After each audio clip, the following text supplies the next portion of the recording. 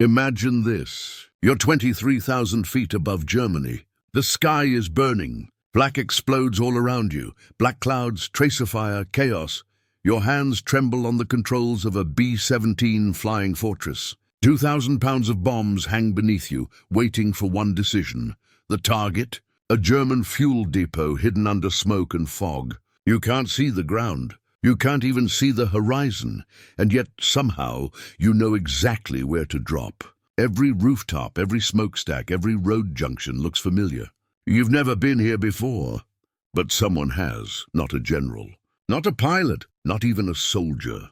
A quiet Austrian refugee, a mapmaker named Ernst Keller.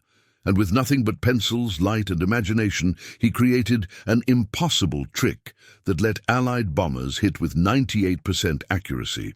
A trick so precise, it changed the fate of D-Day. And almost no one remembers his name. This is his story. The story of the man who saw the war, through the eyes of those who had to fly it. The blind skies of Europe. By early 1944, Allied bombers were flying deeper than ever into Nazi-occupied Europe. The United States 8th Air Force and Britain's Royal Air Force Bomber Command shared a single, simple mission: cripple the German war machine through precision bombing. But precision was a word that mocked reality. Despite all the hype around new inventions, the famed Norden bomb sight, the mechanical brain that promised pinpoint accuracy, the truth was brutal. Clouds, anti-aircraft fire, wind drift, and radar interference turned every mission into chaos. At 20,000 feet, even a 5-second miscalculation could send a bomb hundreds of yards off target. The results were devastating, and not just to the enemy. According to the U.S. Strategic Bombing Survey, fewer than 2 out of every 10 bombs landed within 1,000 feet of their intended target. The rest scattered across fields, rooftops, or, heartbreakingly, sometimes in friendly territory. Entire squadrons risked their lives for little more than luck. Men flew through flak and flame, only to return to base with empty bomb bays and nothing to show for it. For every strike that hit, dozens missed. Every morning in southern England, airfields buzzed with nervous ritual, the sound of engines roaring, the smell of oil, the chatter of ground crews rushing beneath grey skies. Steel giants stood ready, the flying fortresses. The Lancasters, while men too young to shave sat in briefing rooms staring at grainy photographs of their next target. They studied routes, altitudes, defenses, and then came the maps. The maps were works of art, clean, detailed, geometric. But for the pilots, they were nightmares, because these maps showed the world as seen from directly above, flat, lifeless grids of streets and rooftops. But no pilot ever saw the Earth that way, not through haze, not through flak, not from 20,000 feet while being shot at, and that was the unseen flaw of the air war. The best maps on Earth were useless in the sky. It would take an outsider, a refugee with no rank, no weapon, and no permission to notice that blind spot and fix it. The outsider, he wasn't supposed to be there. He wasn't a soldier or an officer or even British by birth. Ernst Keller was an Austrian, born in Vienna, a lover of maps, art, and precision. He had studied cartography long before the war, fascinated by how the world could be flattened onto paper without losing its truth. But when Austria fell to Hitler in 1938, Keller's truth nearly got him killed. He watched his homeland swallowed whole during the Anschluss, the Nazi annexation that turned neighbor against neighbor overnight. The country he loved became a weapon of the regime he despised. Keller refused to join the Nazi mapping corps. Instead, he fled west, crossing into Switzerland under a false name and eventually making his way to England. By 1944, he was living in Cambridge, a refugee with nowhere else to go. And yet, somehow, this quiet, bespectacled man found himself working for the Royal Air Force as a civilian cartographer assigned to an intelligence unit few people even knew existed. His office wasn't glamorous, just a low-ceilinged annex. its walls plastered with reconnaissance photographs, grids, and half-finished sketches. There were no medals here, no uniforms, no rank insignias, only pencils, rulers, and the faint smell of stale coffee. To most officers, Keller was just another technician, a background figure in the machinery of war. But Keller saw something no one else did. He began reviewing after-action reports, bombing missions that had failed spectacularly, pilots describing confusion, disorientation, lost bearings. They weren't missing targets because of poor equipment. They were missing them because they didn't see the world as their maps showed it. To a cartographer, the world was a grid. To a pilot, it was chaos, a moving landscape tilted by altitude, speed, and fear. Keller's curiosity became obsession. He started sketching not for his superiors, but for himself, quick pencil drawings of what a target might look like from 20,000 feet, at a particular angle, with morning light casting shadows across rooftops. He realized that every landmark, every church steeple, smokestack, and river bend looked completely different depending on direction and time of day. To see it properly, one had to step inside the pilot's mind. Keller called his sketches view-angle maps. They weren't flat, top-down charts, but angled perspectives, what the world would actually look like through the glass of a bomber's nose. To anyone else, they looked like odd art, part blueprint, part painting. But to Keller, they were a new kind of science, the physics of perception. When he showed his first drafts to his RAF supervisors, they laughed. "You want to make drawings?" "For pilots?" one officer asked. "It's a war, Keller, not an art school." But Keller didn't argue. He simply nodded, went back to his desk and kept drawing. He drew until his fingers cramped. He drew until the graphite smudged into the paper like smoke. And when his colleagues went home, he stayed late, surrounded by the hum of overhead lamps and the whir of reconnaissance film reels spinning behind him. His sketches began to change, from rough outlines to meticulously detailed renderings. He calculated the sun's angle by hour, adjusted shadows for altitude, and used mathematics to predict how terrain distortion would appear at 23,000 feet. He layered in fog, light, and even the faint haze of distant smoke from factories. Each drawing was a simulation, a pilot's eye rehearsal for missions that hadn't yet been flown. No machine had ever done this. No bomb sight, no radar, no computer. It was art, empathy, and mathematics fused together by a man who understood that seeing clearly could save lives. Most men in Cambridge didn't know his name. But one day someone, perhaps a squadron leader or a desperate commander tired of failure, noticed his strange maps pinned to a wall. They gave Keller a test, one mission, one chance to prove his impossible idea. The result would change everything. The map that saw like a pilot, spring 1944. The war was reaching its boiling point. The Allies were preparing for something massive, a cross-channel invasion that would become Operation Overlord. But before troops could set foot on the beaches of France, the skies had to be won. Fuel depots, rail hubs, and anti-aircraft batteries all had to be destroyed. And yet, precision bombing, the very key to the plan, was still a dream slipping through their fingers. In the airfields of southern England, every dawn began the same. Briefings, routes, photographs, maps, and the unspoken fear that none of it would work. At Bomber Command headquarters in Cambridge, tensions ran high. Commanders faced grim statistics, hundreds of sorties, thousands of bombs. And yet vital German targets still stood. A single error meant wasted missions, or worse, innocent lives lost below. That's when a rumor began to spread. A civilian at Cambridge, the Austrian one, had drawn something different. Not a map, not exactly. Something else. Ernst Keller was summoned. He entered the room with the quiet humility of a man who didn't expect to be believed. The air was thick with doubt. Uniformed officers, some hardened by years of command, looked him up and down as if he didn't belong. And in truth, he didn't. He wasn't supposed to be there. But his idea was Keller spread out a single sheet on the table, large, hand-drawn, alive with light and depth. It showed the target, a German fuel storage depot near the town of Schwerin. Not from above, but from the sky itself, from the exact angle a bomber would approach. He spoke softly in accented English. "This is what your pilot will see. From 23,000 feet, coming from the southwest. At 0500 hours, the officers leaned closer.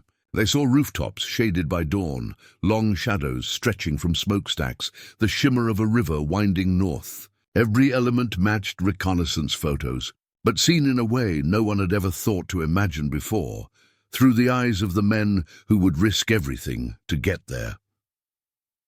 Keller pointed to a red-tiled building cluster. "Here, a landmark, easy to spot from the air. You'll pass it before your final turn." He traced a crooked Y-shaped intersection, a release point. "From here, 15 seconds to target." One navigator later recalled that looking at Keller's map felt like déjà vu, as if he had already flown the mission in a dream. Still, the senior officer hesitated. "Very well, Mr. Keller, one aircraft. One test, the order was given. The mission, destroy the Schwerin fuel depot, a critical link in Nazi supply lines to the panzer divisions in Normandy. The aircraft, a B-17 Flying Fortress, codenamed Dead Reckoning. The date, May 18th, 1944. The first test, Keller didn't sleep for the next 72 hours. He rechecked everything. Sunlight angles, wind speeds, predicted cloud density. He drew, erased, redrew. His hands were blistered from hours of gripping a pencil, his desk scattered with coffee cups and drafting tools. Finally, the map was ready. Printed on a sheet the size of a table, it showed the approach route, the target, and every recognizable landmark within 5 miles. Not from above, but tilted, as if the viewer was soaring over it. It was the world, as the pilot would see it, not as a mapmaker imagined it. When Keller presented it to the bomber crew, they didn't quite know what to think. Some smiled politely, others looked doubtful. He wasn't a soldier, and yet there was something in his voice, quiet confidence born of absolute precision. He ended the briefing with just one line. "You will not need to imagine what the target looks like. You will already know. Take off 1:06 a.m., May 18th, 1944.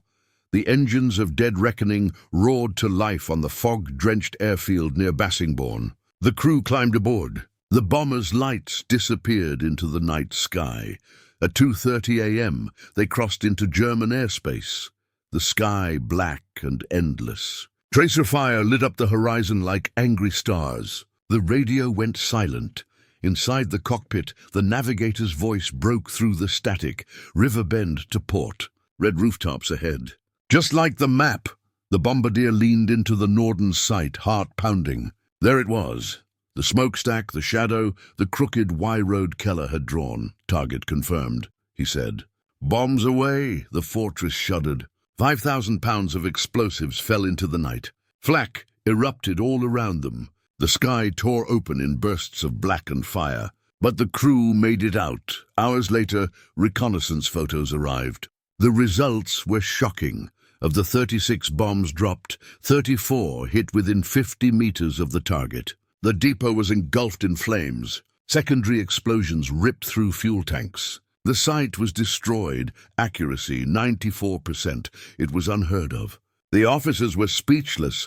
Some refused to believe it. One crew member wrote in his logbook, "For once the map was right. Every shadow, every turn." Keller saw it all before we did. Word spread through Bomber Command like wildfire. Pilots began to ask for Keller maps. Commanders demanded more trials. And for the first time in months, hope took flight. The man who had never flown a mission had just rewritten the rules of aerial warfare. And his maps, drawn with ink and intuition, were about to change everything from England to Normandy. Dead Reckoning to revolution.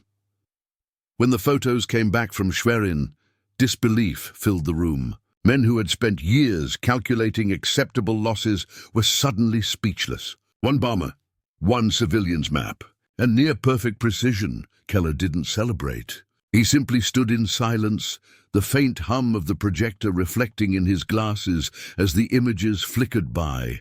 The depot in flames, fuel tanks blooming like fiery flowers. He exhaled slowly. It had worked, but success has a way of attracting both admiration and danger. Within hours, Keller's name was being whispered across Bomber Command. Some called him a genius, others a fluke. One officer said quietly, "If this man is right, our entire mapping doctrine is wrong." And that was exactly the problem. For decades, military mapping had been about accuracy in numbers, latitude, longitude, coordinates. But Keller had replaced numbers with vision, and that made traditionalists nervous. The expansion begins orders came down within 24 hours. Repeat the test. This time 3 bombers, not 1. Target: a railway junction east of Amiens, France, a critical link feeding German reinforcements toward Normandy. Keller's small office, nicknamed the Map Room, came alive. Stacks of aerial photographs, sketches, and transparent overlays covered every surface. He and 2 assistants worked through the night under yellow lamps, their pencils scratching rhythmically like the ticking of a clock. He studied every reconnaissance frame, every shadow. He measured how sunlight would reflect off a water tower at dawn, how the dome of a small church would flash blue for just a few seconds before disappearing into haze. By May 22nd, the new pilot view maps were ready. They weren't just guides, they were experiences. Each one recreated what the pilot would see, not what the cartographer would draw. That night, 3 bombers lifted off under cover of darkness. As they crossed the French coast, German radar locked on, flak tracing white arcs through the clouds. Still, the navigators followed Keller's landmarks, the river bend, the triangular field, the reflection of the water tower glinting in moonlight. When the bombs fell, they struck home. All 3 targets obliterated, rail lines twisted like wire. A munitions train exploded so violently that German engineers mistook it for a direct artillery barrage. Amiens Junction gone, accuracy 92%. Recognition and resistance. The next morning, Bomber Command was in uproar. How could a refugee mapmaker do in weeks what entire research divisions hadn't achieved in years? A classified report labeled his technique visual perspective mapping, civilian origin. Word reached higher up, to Air Chief Marshal Arthur Harris himself. The order was short, cold, and impossible to ignore. Expand the program. Keller's Map Room exploded into life. Within days, it was staffed with draftsmen, engineers, even artists. They were given priority access to intelligence reports, weather data, and reconnaissance photography. Their mission: prepare maps for every major bombing operation in the weeks before the invasion, but not everyone welcomed the change. Old Guard officers muttered that real pilots don't need paintings. Others accused Keller of guesswork dressed as genius. He ignored them all. He wasn't trying to impress generals. He was trying to keep aircrews alive. One of his assistants later recalled how Keller would pause mid-sketch, staring at the paper for minutes in silence before making a single stroke. He'd whisper, "If I were up there, what would I look for?" That was his secret. Empathy disguised as engineering. The turning point: by early June, more than 50 crews had flown with Keller's maps. And something unexpected began happening. Accuracy improved, yes, but so did morale. Pilots who once faced missions blind now walked into briefings with confidence. They no longer feared the unknown. They had seen it already. One bombardier described it best. "It's like déjà vu that saves your life." Each mission confirmed it. Keller's maps worked. And now, with the biggest operation in history looming on the horizon, his quiet innovation was about to be tested like never before, because the next target wasn't a city or a depot. It was the entire coast of France, the morning that would decide the fate of Europe. As June 6, 1944 approached, the air in Bomber Command grew heavy. The invasion depended on timing and precision. And in a small, dimly lit room in Cambridge, Ernst Keller sharpened his pencil and prepared to help thousands of men he would never meet survive the longest day. The sky before the storm. D-Day. June 1944. The world stood on the edge of history. In secret airfields across southern England, thousands of men waited, their uniforms soaked with sweat and rain, their eyes fixed on the cloudy horizon. Operation Overlord, the largest amphibious invasion ever attempted, was about to begin. But before a single soldier could set foot on the beaches of Normandy, another battle had to be won. In the skies, bridges, rail lines, coastal batteries, fuel depots. Every target had to fall, or the invasion would fail before it began, and the man tasked with making that possible wasn't a general or a pilot. It was Ernst Keller, the final preparations. For weeks, Keller's team, now nearly 40 strong, worked day and night inside a sealed room at RAF Cambridge. They called it the map room. Its walls were covered in sketches, aerial photographs, and transparent overlays pinned in layers, so dense it looked like a living organism made of light and shadow. Keller moved among them like a conductor. He checked scale, traced sun angles, and compared shadow lengths from reconnaissance photos. He knew every target by heart: the artillery bunkers at Pointe du Hoc, the bridges at Carentan, the coastal defenses near Caen, and the deadly anti-aircraft positions overlooking the beaches at Omaha and Gold. Each had its own map set, not just one angle, but many, simulating how the targets would appear from different approach routes and at different times of day. He knew that even a few minutes of cloud shift could change how everything looked. To the generals, this was just preparation. To Keller, it was survival. He once told an assistant, "If they must fly into hell, the least I can do is show them the way out." He calculated everything: the curvature of the coastline, the refraction of morning light through mist, even the reflection of water on sandbanks. Every detail mattered. Every line drawn was a heartbeat, a life. The longest night at June 5th, the air smelled of sea and oil. The roar of engines filled the fields. Keller stood at the edge of an airfield near Bassingbourn, watching waves of bombers rise into the dark, their bellies heavy with bombs, their wings trembling under the weight of destiny. He had done everything he could. Now it was up to them. At 0400 hours, as the first wave crossed the French coast, Keller sat in the operations centre in Cambridge, gripping a pencil between shaking fingers. The room was silent except for the crackle of radios. Somewhere out there, hundreds of pilots were flying into death, guided by the maps he had drawn with ink, sweat, and faith. The battle in the sky. Over Normandy, the clouds glowed with fire. Flak blossomed in black bursts. Tracer rounds arced upward like angry stars. But amid the chaos, something extraordinary was happening. Pilots began calling in confirmation codes, each one marking a successful strike. At Pointe du Hoc, Keller's maps had marked a single gun battery hidden behind camouflage netting. The bombs hit it dead on. 3 coastal guns silenced in seconds.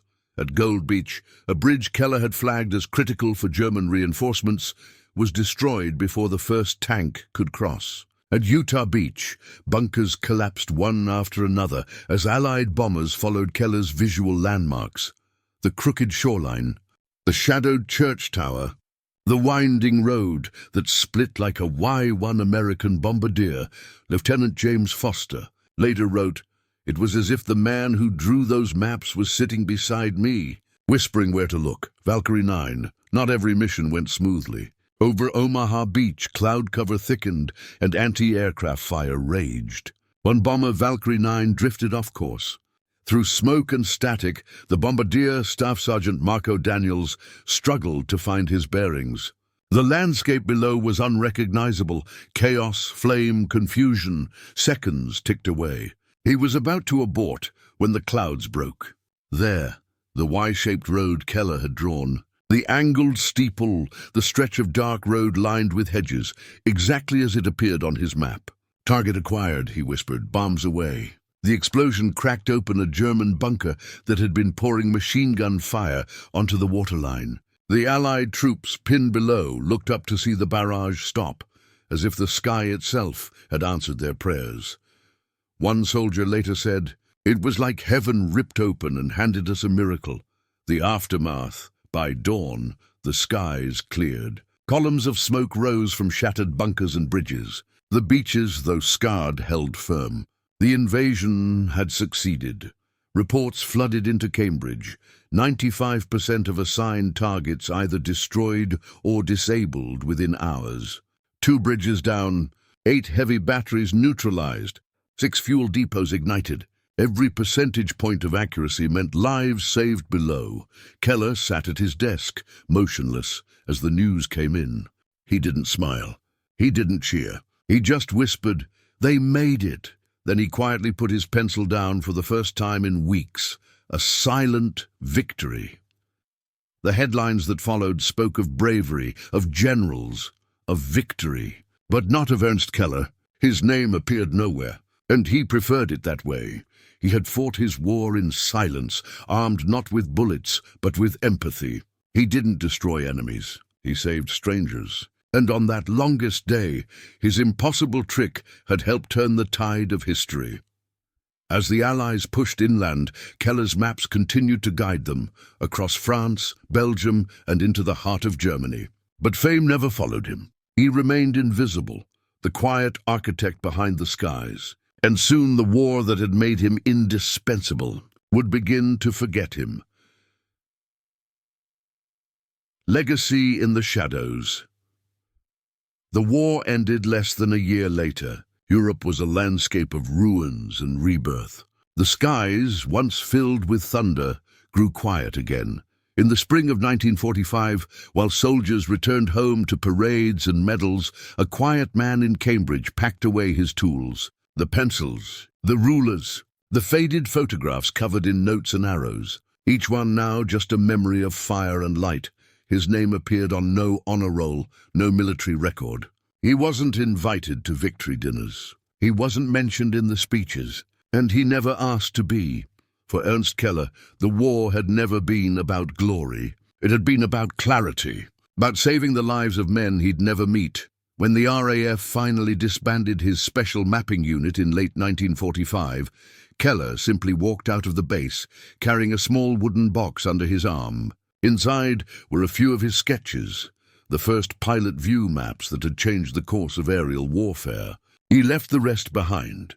He rented a small flat in Cambridge near the River Cam, and spent the rest of his days quietly, drawing landscapes, teaching art to local children, and never speaking of the war. Forgotten genius. In the decades that followed, the world changed.